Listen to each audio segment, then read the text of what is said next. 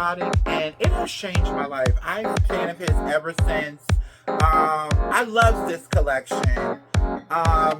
Of his most legendary supermodels and more. The four queens of the runway. Fashion, New York Fashion Week is right around the corner. Librarian tonight, and that's because I came to read a bitch. Jaja's Atelier, bitch.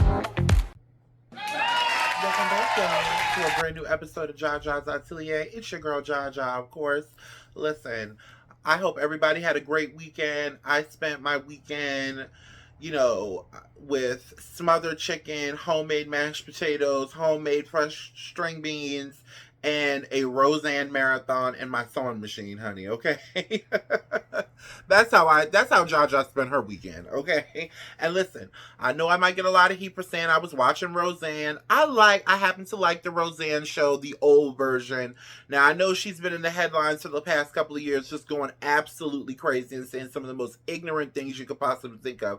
But listen, it's a lot of y'all that's still listening to R. Kelly, okay? So I'm just joining in on the fun. I'm learning to separate the art from the artiste. Anyway, let's get straight into these hot topics. So last Tuesday, the U.S. Senate passed legislation that is forcing TikTok's parent company, ByteDance, to sell the platform or face a forced ban. The U.S. is worried that TikTok's parent company will be forced to hand out data and personal info to China, which wouldn't surprise me seeing the difference between the U.S. TikTok and the TikTok over there. But listen, I'm a believer in cleaning up your own yard before going into somebody else's. And it's a lot of other things that America needs to be worried about other than tickety-tock. Do I feel like, now, before I really delve into the story, I have tried TikTok over numerous amounts of times. I just can't get into it. I came up with Facebook and Instagram is like my home base. Like that's the social media platform that I'm on the most, other than YouTube, which as you guys know, I've just really started YouTube. And I think Jaja's Atelier is almost a year old. I think this show is a year old. I think my year anniversary just passed. But anyway, I'll have to check back in with you guys on that. But so I am not a TikTok person like that. Listen, you got to go through a whole heap of trash on there to get to the stuff that you really want to see. For me, it's a little, I'm not a technology person, so it's a little difficult for me to navigate it. But I do know a host of people who are making a killing off of TikTok, who are spreading good, resourceful information on TikTok. So I see the good and the bad of it. Do I believe that China could possibly use our data that we have shared on TikTok against us? It's a possibility. It's definitely a possibility. And data has shown that, especially with all that hullabaloo with Facebook in the last election that Trump won.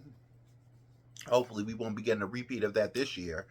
So I do see the negative and the positive, especially with the content that's shared on the American TikTok versus China's TikTok. It's vastly different. But again, I think that America has a lot more to worry about. In Tennessee, they just passed a bill that's giving teachers the right to carry around concealed weapons. I think that's the dumbest thing they could have possibly done. Not to mention all that's going on between Israel and Palestine. And listen, I don't really like to get into that because I have people that I'm close to on both sides that see it on both sides of that spectrum. So that's a very touchy subject. It's a whole host of things. Poverty, inflation, it's a whole host of things that America could be worried about other than TikTok. Also, who we let run for president. That's another big issue that America could be working on, because I don't see how in the fuck the Great Pumpkin, after being impeached indicted and just drug all through the mud because of stupid shit that he's done, how he is still able to run for president. I also think that there's an ulterior motive here. I think that TikTok is showing things that mainstream media does not want to be seen, that the government does not want to be seen. I think there are secrets on TikTok when it comes to how you do your taxes, when it comes to how to buy a home, when it comes to, so many things, technology. There's a lot of things that the US government does not want us to know. I think one of them too is the ingredients in the food over here compared to other countries. Stuff that's put in our food over here that's illegal in other countries. And the harmful effects that some of these ingredients cause. I don't think America wants that revealed about them. So, do I think, in my personal opinion, I honestly feel like, yeah, could China stealing our data be a threat? Absolutely. But I think the bigger issue is America has no control over its media anymore. I think that's the bigger issue. Now, Joe Biden did release a statement saying as soon as it passes over his desk, he will sign it. And listen, there might be things that the government knows about China and what they're up to when it comes to this whole tickety-tock thing that we might not know. But I still preserve my opinion and say there's an ulterior motive here. I think they're using China as the scapegoat, but I think in all actuality, it's the fact that they really don't have any control over mainstream media and mainstream American media and the American government no longer has control over what is put out to its civilians. And I think that's the issue. Another issue I think is, again, people are making a whole lot of money off of TikTok. A lot of money that I don't think they really have to claim on their taxes either.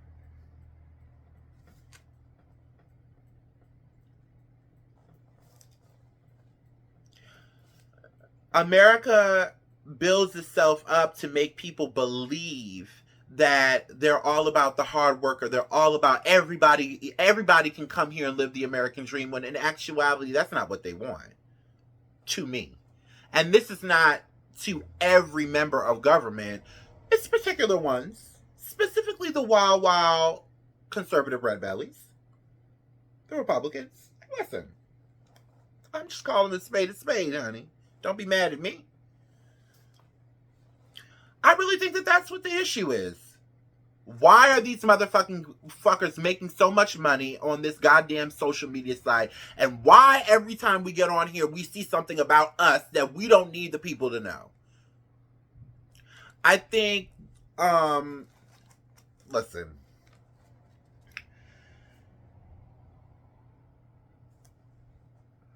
That's what I think about it. That's honestly what I think about it in a nutshell. I don't really think that China is the main focus. Much like how they use transgender people as scapegoats to, for instance, stop Black history from being taught in school.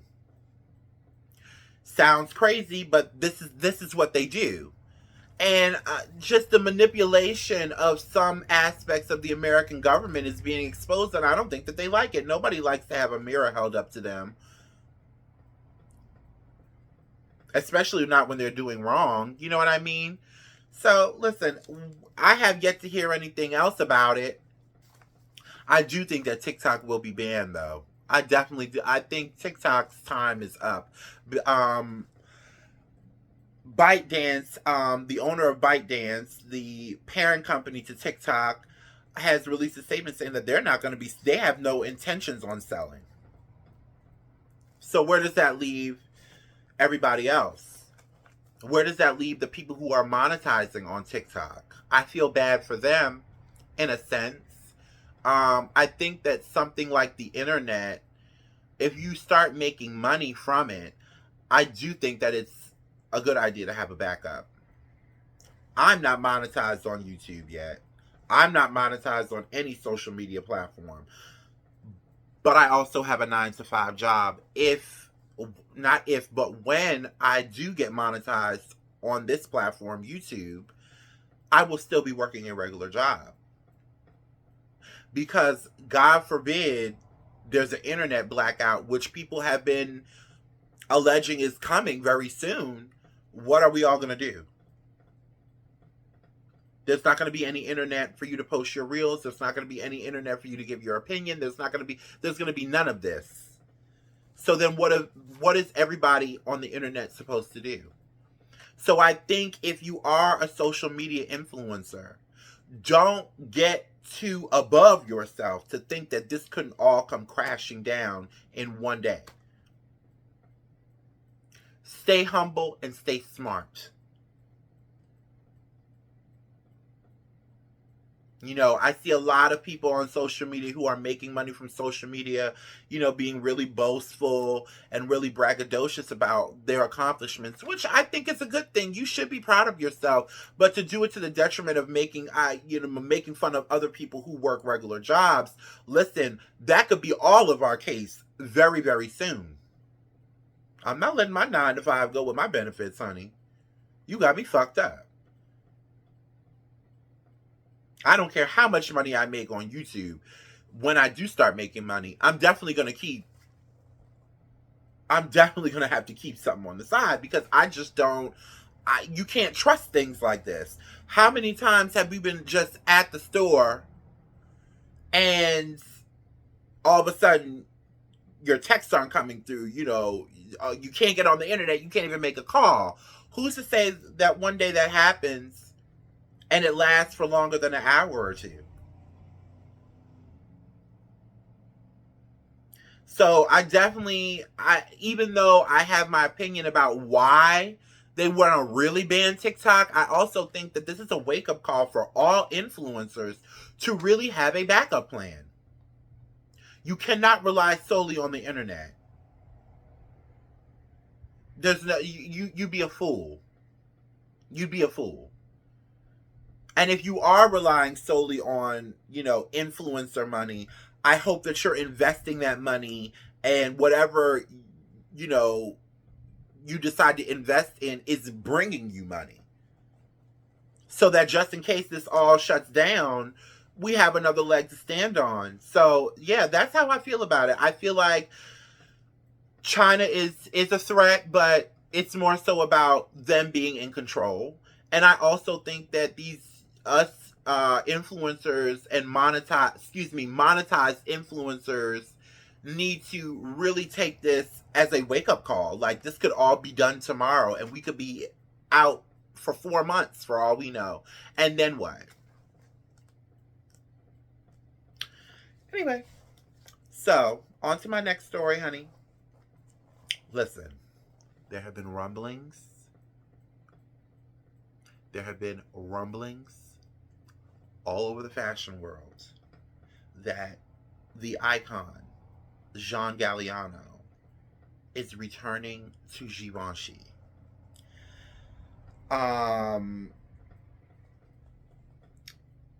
Listen, Givenchy has been in limbo for almost a year now. After, what is his name? Matthew Williams. After the exit of Matthew Williams, I personally feel like Givenchy has not been the same since Riccardo Tisci left. Now, I've been doing some research on this story because I wanted to make sure I gave it to you guys right. And I know I've made a few mistakes when I've been reporting on stories. Girl. When I've been reporting on stories of fashion in the past, not because I didn't know what I was talking about, but because, I'm new to this. I do tend to get nervous in front of the camera, and I am a stutterer, and I do have a lisp, so bear with me. But I wanted to make sure I gave you guys the story right. Upon my research, a lot of people were like, oh, Riccardo Tisci, he just did sweatshirts and da-da-da. I was a huge fan of the Givenchy Riccardo Tisci era. And I was very disappointed when he stepped away.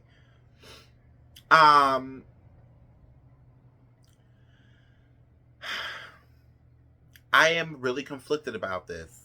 I would be elated for John Galliano to return to Givenchy. Now, Jean Galliano designed for Givenchy in the late 90s, in the mid 90s, mid to late 90s. He was only there for about a year.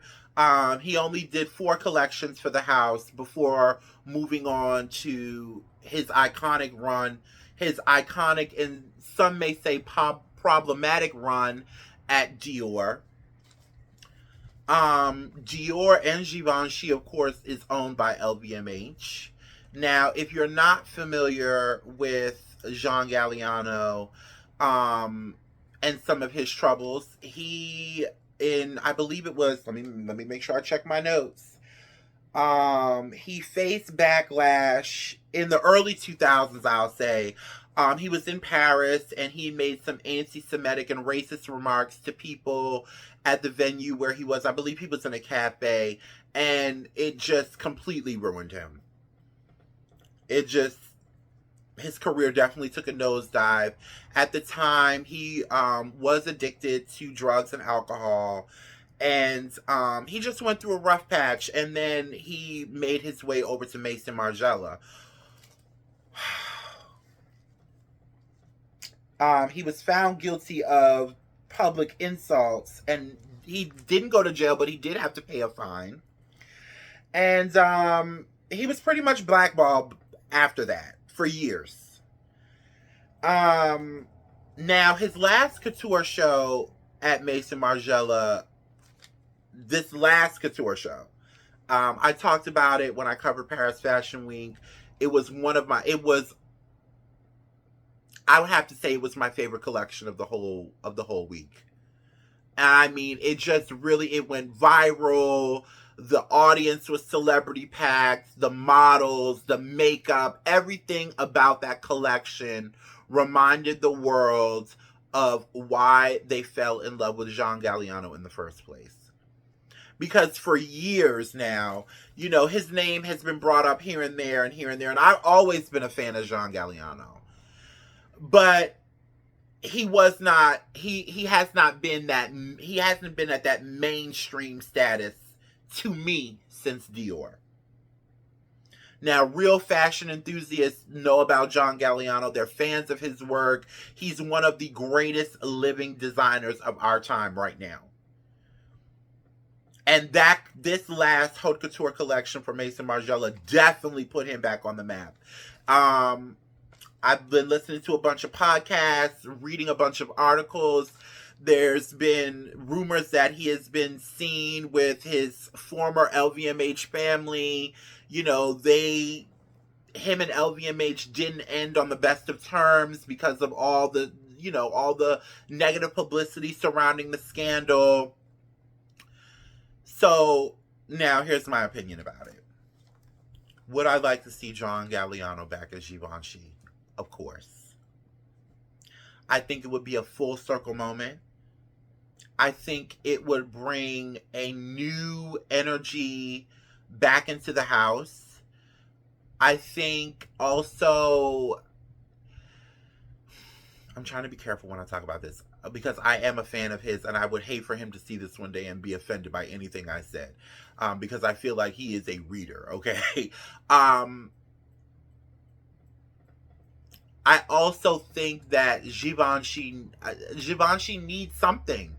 Givenchy needs something. I have not been excited about Givenchy in years. Givenchy needs something. But here's the downside. I think all it would take is one viral repost of him going off in that Paris cafe for all of it to come tumbling down.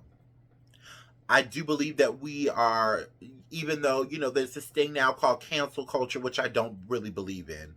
But I also feel like after years, it's been over 10 years now, probably over 20 years, I believe it might be, since the incident. I do think enough time has passed for the public is ready to forgive John Galliano. How long are we gonna, is this gonna go on for?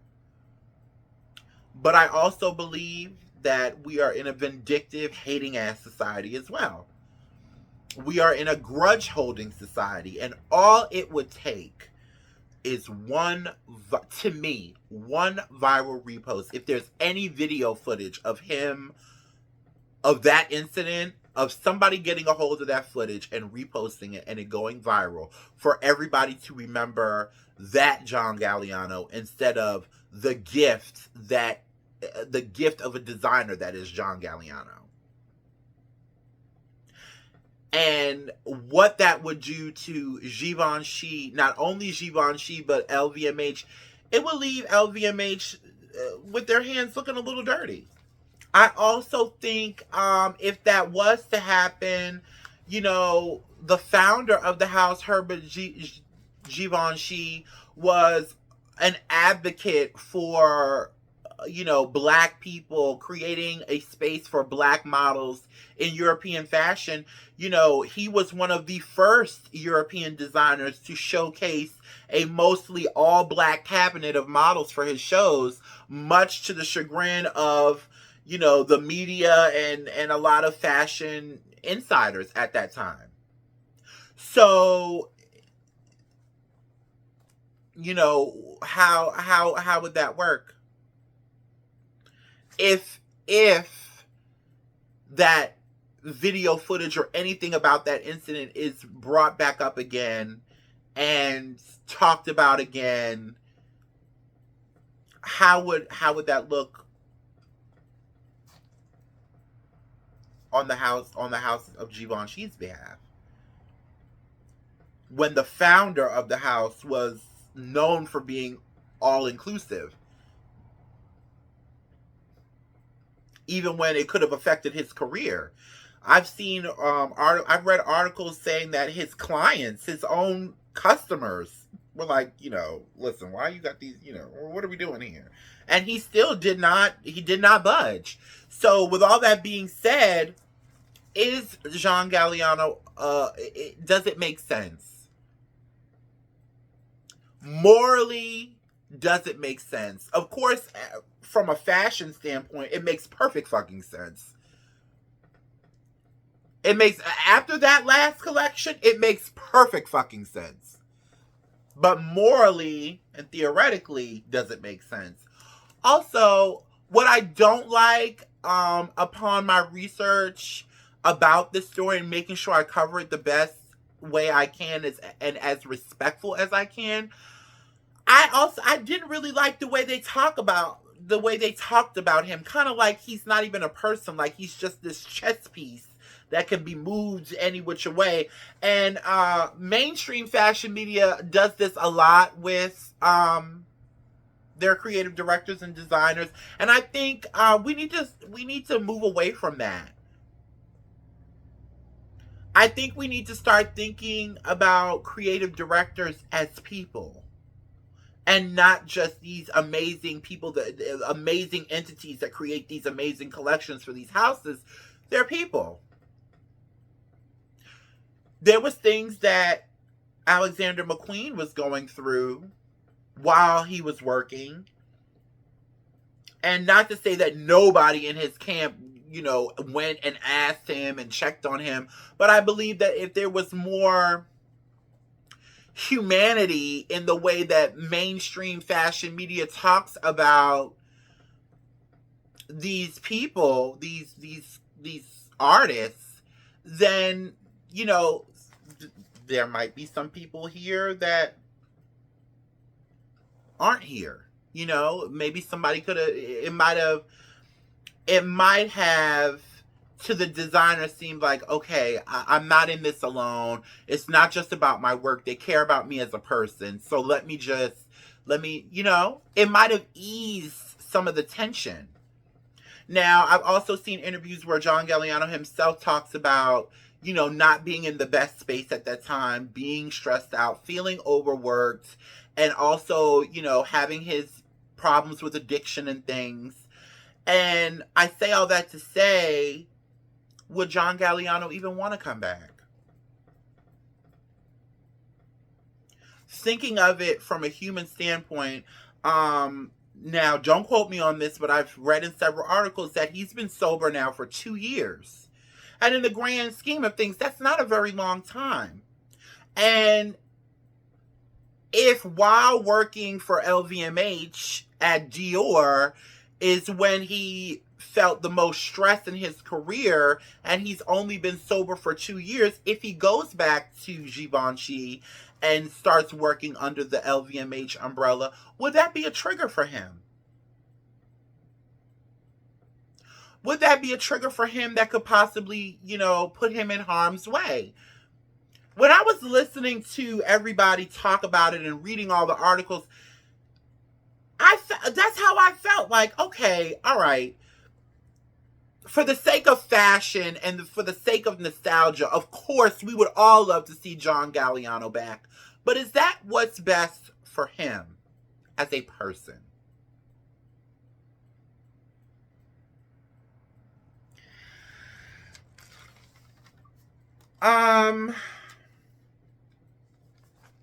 If he was to go back to Givenchy, I think it should be for one last haute couture collection. Let's do one farewell reunion haute couture collection, and he just take his time and just absolutely blow it out of the park, drop the mic, and go back to whatever it is that he wants to do. I think that would be the answer to that. And I think while he's doing that, it would give Givenchy enough time to perhaps find a new full-time creative director, as well as bring a new attention on the house that hasn't been there for a while now, because they've kind of been in limbo.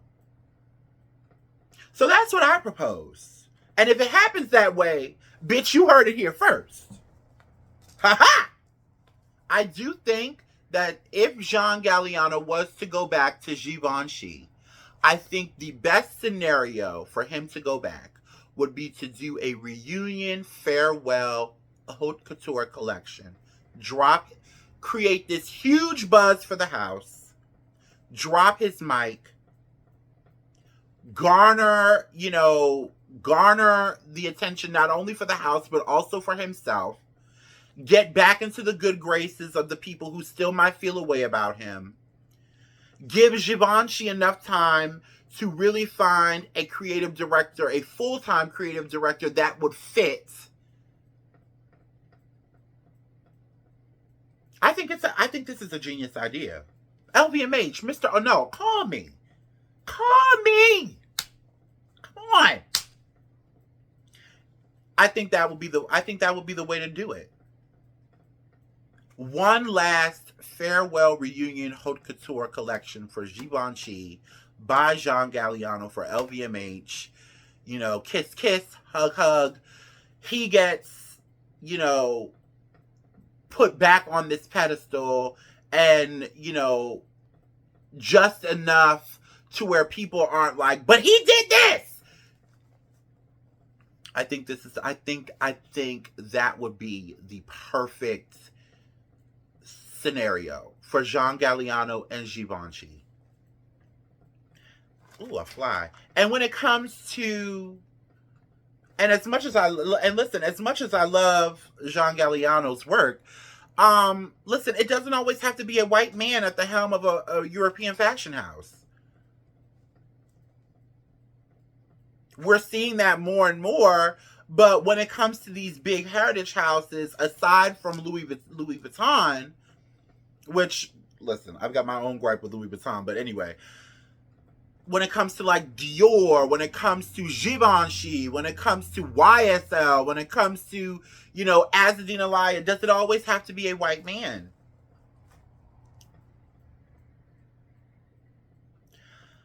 If I could pick my personal pick for a creative director as Givenchy, and a lot of people might disagree with me, and a lot of people might think I'm crazy or whatever the case may be, but this is my motherfucking show, and I got my motherfucking opinion, okay? Because I got a comment that wasn't so nice last week. But anyway, it would have to be New York-based designer Elena Velez.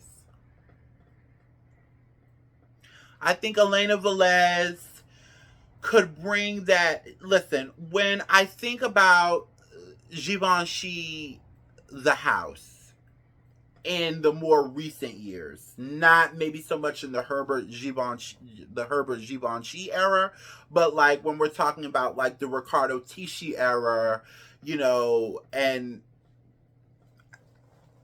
whoever was after that, I can't even remember.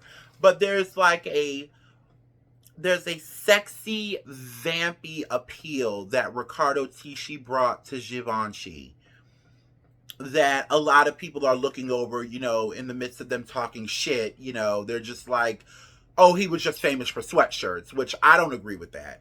There was a lot of, dark romance to his collections. And I think that resonated with a lot of people. I think it resonated with a lot of celebrities. And I think Elena Velez could bring that. I definitely think Elena Velez could bring that. She also understands fashion. She understands fashion. Listen, I think Elena Velez is your girl. A lot of her fashion shows are very theatrical. I don't think that she would bring that element of her fashion identity to the house of Givenchy, but I do think she has it. I can't quite put my finger on it, but I really love her as a designer.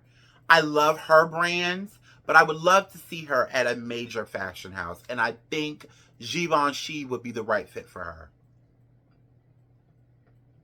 Just my personal opinion, y'all. It's just my personal opinion. You don't have to like it.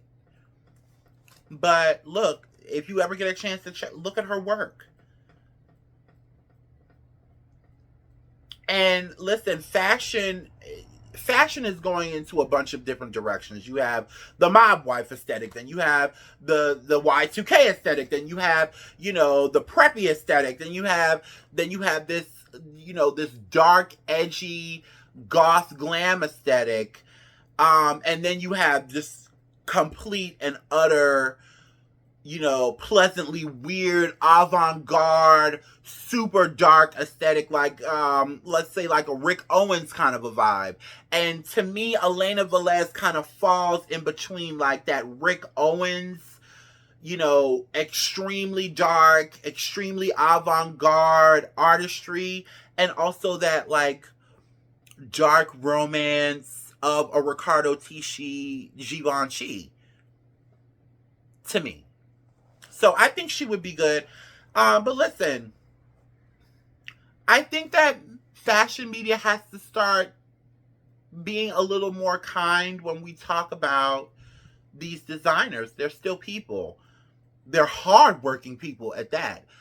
Being a creative director for a house, I could imagine, is not easy at all. So I think we should take that into consideration as well. Not just what's good for fashion, but what's good for that designer. I think that's my takeaway from this whole situation. Fuck what's good for your pockets. What's good for that person? Because when we focus a little bit more on what's good for that person, we'll start seeing more designers blossom to their full potential. When you feel like you got a safety net under you, you tend to you tend to see the best fruits of that person's labor when you show them just a little bit of love and just a little bit of humanity. Anyway, so the provisional Haute Couture Week Fall 24-25 schedule is out. The festivities are going to run from June 24th to the 27th. Most of your faves are on there. Of course, Schiaparelli, Fendi, Dior, Elisab, just to name a few. Missing from the Haute Couture schedule is Valentino, which I wasn't surprised by because, they're in the middle of Alessandro Michele coming in after Pia Paulo, which I really don't understand. I don't really agree with it, but I hope to be pleasantly surprised. But there are three designers that I'm very excited about. First up is Juana Martin. She is a Cordeliz designer, most known for being one of the most diverse Spanish designers, and her flamenco inspired designs, and the historic techniques that she's used from her heritage. I've seen her, I saw her, I think it was the last season or the season before that, and I was blown away. I love her work. Also, Raul Mishra, an Indian designer based in Delhi. He will be making history as the first Indian designer to be invited by the Paris Fashion Council, I think that's what they're called, to present his collection. He also made history back in 2014 as the first Indian designer to win the International Woolmark Prize during Milan Fashion Week.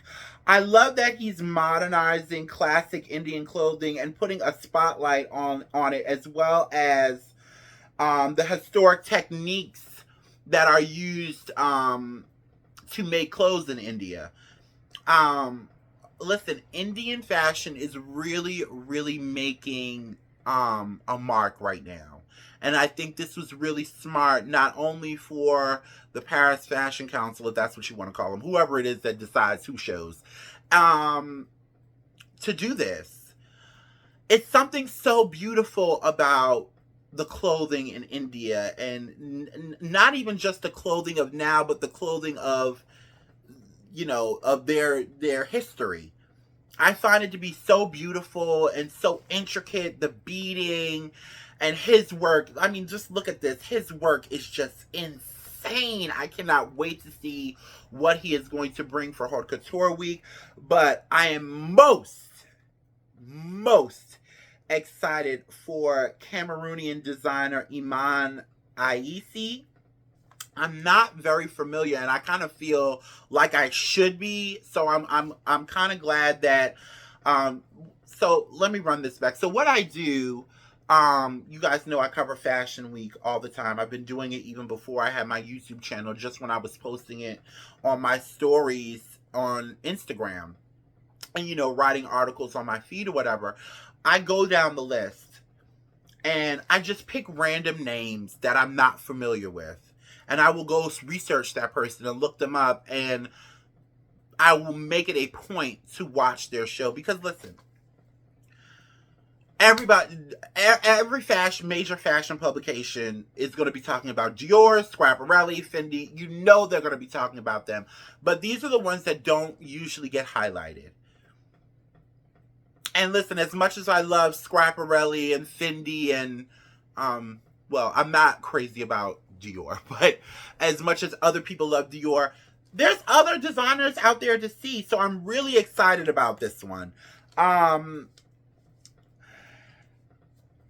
seen his work floating around my timeline for the last couple of weeks now. So when I saw the name on the schedule, I was like, let me really delve in and see what he's all about. Now, he started in fashion in the 90s as a model for Dior, Givenchy, and Lanvin, and funded his own label back in 2004, and is the first Black African designer to show during Haute Couture Week. His designs are cultural and glamorous. This show is definitely going to be a must-see. I've seen his work on Zendaya, most notably, and who else? Zendaya, and it was another person. I can't remember. Was it Taraji P. Henson? It might have been Taraji P. Henson, but don't quote me on that. So I'm really excited for this Haute Couture Week, mostly for Iman Aisi.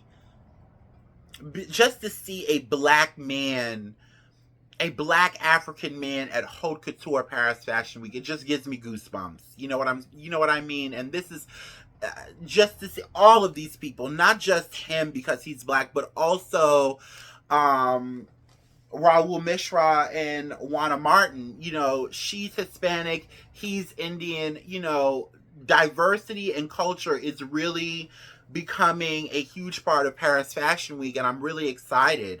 I'm really excited to see. So, I have one more story. You guys know I had to cover this. You guys know I had to cover this, honey. Amanda Seales on Club Shay Shay, honey. Let's get into the shits, honey. I don't even need my notes for that. Now, I watched the interview twice. Now, there has been this running thing with Amanda Seales that she's difficult to work with. She's a diva. She's too outspoken. She's all these things. And I had never really paid attention to Amanda Seales until I saw her on Issa Rae's Insecure on HBO. And that's when I was like, watching the interview, I realized me and her have a lot in common. I am a lot like Amanda Seales. It's either black or it's white. There's no gray area with me on a lot of things. And I am not for the bullshit. I call it out. I could read a bit. I could be in a room with a bitch for 5 minutes and I could tell you, or okay, I can get with that. What did I think about the interview? I'm just going to say it flat out. I don't think country ass Shannon Sharp was the right person for her to be interviewing with. He came off very ignorant. He came off very misogynistic. He came off like an idiot. It was so many moments in that interview where she completely sunned him down. He was very combative with her. And you can be combative. Combative doesn't always mean loud. Because I saw people, well, he didn't get loud with her. Combative doesn't always mean loud. Combative to me is like you're trying to argue every point that I make. That's combative. And you could argue a point that a person makes just like this. She also revealed in the interview that she is on the spectrum. She referred to Asperger's syndrome, but we're not. You shouldn't really use that word because Asperger is the name of an alleged Nazi. And she reveals she sometimes misses social cues. Sometimes she's a little socially awkward. And then she started to talk about her experience with working with Issa Rae and being on the set of Insecure and how it wasn't a very pleasant experience and how Issa Rae kind of, if I could sum it up in one word, because let me tell you something, one thing about Amanda Seales, that bitch is long-winded. I love her, but she is long-winded, honey. Land the plane. But if I could sum it up in one word, she probably she summed it up in one word. She said she felt unprotected when it came to Issa Rae. She talked about an incident at a Black Emmys party where she was put out roughly by security at the hands of Issa Rae's publicist. She talks about several instances with Issa Rae where she was kind of like thrown over to the side and not really looked after. She talks about how she went to Issa Rae and her publicist numerous times to try to work out the issue. And the publicist finally told her, she was like, well, I had you put out of the party because I just don't like you. Now, let me tell y'all something. I don't know what's going on in the world today. It's like people do not want to be straight up. It takes them several, passive-aggressive microaggressions. It takes, shade. It takes, underhanded compliment or backhanded compliments for them to finally be like, listen, bitch, I don't fuck with you. Or it has to be like a big blow up, or it has to be some kind of gas. People nowadays, society does not thrive off of authenticity anymore. This is why I stay the fuck home, because I'm an Amanda type of bitch.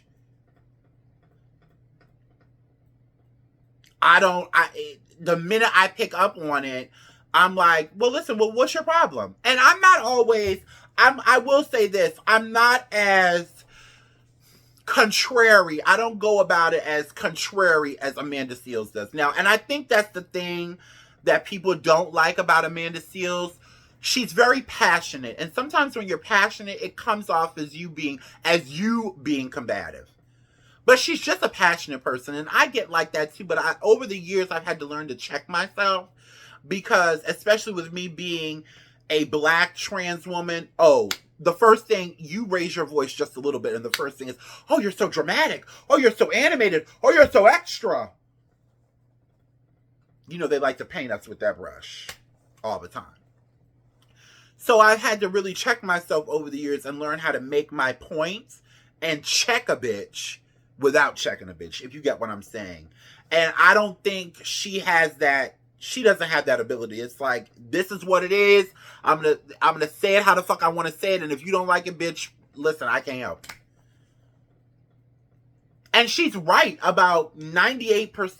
About 98% of the things that comes out of her mouth is correct. I also think people have a problem with her because she has no problem calling out her people. When she is, listen, she is very race conscious. But she doesn't just harp on one side of it. She also holds her people accountable. And I can tell you from my own personal experience, even with doing this show, the comments that I've gotten when I'm just stating facts, the black community does not always like to hear what they need to hear. They don't like it. A lot of us do not like it. We feel like it's an affront to us. We feel like, oh, you know, you're just trying to, even like with this whole Diddy thing, or even with never even mind Diddy. Let's talk about somebody who was actually indicted and who was actually in jail. R. Kelly. Oh, you're just trying to take a black man down. No, we're not trying to take a black man down. We're trying to hold a black man accountable. And that's another thing. She talked about that during the podcast as well. You know, in some black spaces, you're just better off just letting them do what they want to do because they don't want to hear it. And when you do speak on it, then it's, oh, you think you're better than us, or you're bougie, or you're racist, or you're an Uncle Tom. I have said these things, the same things that she was saying in this interview. I felt her 150,000%. I felt her. And to be a black woman in Hollywood, where you're underpaid, you're overworked, you have to be better than your white counterparts, even though you're making a third of the money that they're making. And then you're also kind of like, girl, just shut up. Be glad you're here. You know, it's the attitude that a lot of them get. So for her to have made it in Hollywood this long, being who and what she is, I tip my hat to her. She talks about almost, having a nervous breakdown when all of this was going down. And I can tell that she, as proud and boastful as she is, respectfully so, I can tell that she's a softie. Like, she's a very sensitive person. She said that in the interview. And as for Shannon Sharpe, I'm gonna need for you to pick up a book, my brother. Uncle Shay Shay. If you are going to be in this podcast space, and I've had to tell my own self this, I'm going to tell y'all something. Doing a podcast was never in my wheelhouse. I went to dinner one night with a friend, with my sister, and I was meeting my cousin, and I had a dinner one night, and I was talking to my cousin's coworker. And he was just like, you can talk. You need to do a podcast. And this person is, somebody who knows what the fuck they're talking about. So I went home and I thought about it. And I decided to do it. And in doing it, listen, there are things that I did 10 episodes ago that I wouldn't dare do now. You know what I mean? Like, I've had to do more reading. I've had to do more research. Like, I can show you, like, The page on the John Galliano story alone is 3 pages long. This is all about the John Galliano. From this to this side, it's all about John Galliano. You know, you have to make sure you're not using the same words over and over again. You're not, you know, harping on the same fucking opinion 5-10 different times. You know, the amount of research that goes into it. And I think after that Cat Williams interview took off, he kind of, it was like, oh, well, I could do this with anybody then. Look at all these views I got. And I don't think he realized that he got all those views because of the salaciousness of the interview. It wasn't his interviewing style that brought the people in, to me, in my personal opinion. Now, he does have a down-home southern gentleman aesthetic to him, which is welcoming.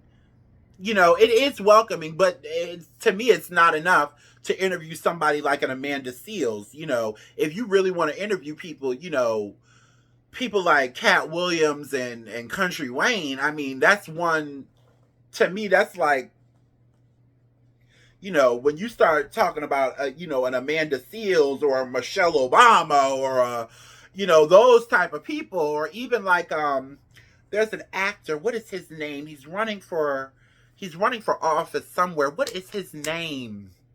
Or a Hill Harper. Like, I couldn't see him interviewing Hill Harper. Like, that would be a disaster. You know what I mean? Like, I think Shannon Sharpe really needs to, I don't want to say it without sounding like a bitch, but he really needs to pick up some more books other than, like, you know, Sports Illustrated and stuff. Like, he really came off, like, really fucking ignorant and stupid, that whole interview. And, like, you could tell, like, in his face, like, he really didn't know what the hell he was talking about. And she sunned him, like, at least 20 times she sunned that man. Anyway, that was today's show, guys. It's really not a whole lot going on in entertainment. And if it is, I'm really not paying attention because I haven't really been on social media like that. But listen, girl, I will be back in a couple of more days. Listen. Before I go, today is Monday. We are officially in countdown for the Met Gala. I am so excited. The theme for the Metropolitan Museum of Art's expedition is the car, bitch. I'm trying to say exhibition. Oh, this list is Sleeping Beauty's Reawakening Fashion. So they're going to be pulling, you know, historic gowns that haven't been seen in years and showcasing them for the exhibition. And the theme for the actual Met Gala, the red carpet, is something with a garden. I don't know. I get so confused, but it's like secret garden, you know, flower motifs and stuff like that. One of my faves on social media, I Deserve Couture, broke it down. And I just thought it was going to be about reissues of historical gowns, but apparently that's not what it's about. So I'm excited to see the looks. Some of the chair people include Zendaya, I know for sure, and I think, is Rihanna a chairperson again this year? I'm not sure. And a couple of other people. I'm really excited. Who are my faves this year? I'm interested to see what Zendaya is going to wear. I'm interested to see who all will be in attendance.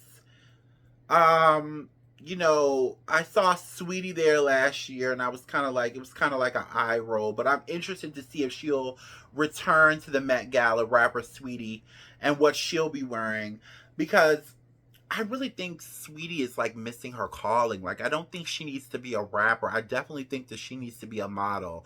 I think she needs to, you know, pare down the wigs, pare down the makeup, pare down the injectables, pare down those long ass nails, and really see what she could do in the modeling world, because she is gorgeous. Like, I saw a picture of her last week and she had no makeup on. She was like with her mom chilling, And if you didn't know, her mom used to be a video vixen back in the day. I remember her mom in the DMX video, "What these bitches want from a nigga.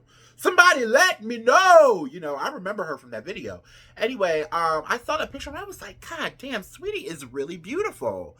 Like, not even like sexy, like just like, oh, like breathtakingly beautiful. Like, I could really see her in a Estee Lauder ad campaign. I could see her on the cover of Vogue with the right stylist and the right team. So I'm interested to see what she's gonna wear. I hope she really just pairs it. Like, it's a lot of the extras with Sweetie, and she doesn't need any of that. She could really walk on the red carpet with no makeup on, honestly. I'm also interested in seeing like Naomi Campbell, Cindy Crawford, Christy Turlington. Of course, you guys know I'm waiting to see what the Queen Kim K is gonna wear, if she even shows up. I have a feeling Kim is not gonna be at this Met Gala, which I'm really disappointed. We could do without Kylie Jenner. Kylie Jenner could take a break from this year's Met Gala. Billy Porter said that he will not be in attendance. You know, he's going through, he stated some personal issues, but I really don't think he was invited. You know, a couple of years ago, Billy Porter said some disparaging things about Anna Wintour. You know, you cannot talk about Anna Wintour and expect to give a ticket to the Met Gala, whether you pay or get in free. I was going to say something, but I ain't going to say it because I hope to one day be invited to the Met Gala. So, maybe I'll talk about it on my live. But anyway, guys, so that was today's episode. We ran a little long today. I wasn't planning on running this long.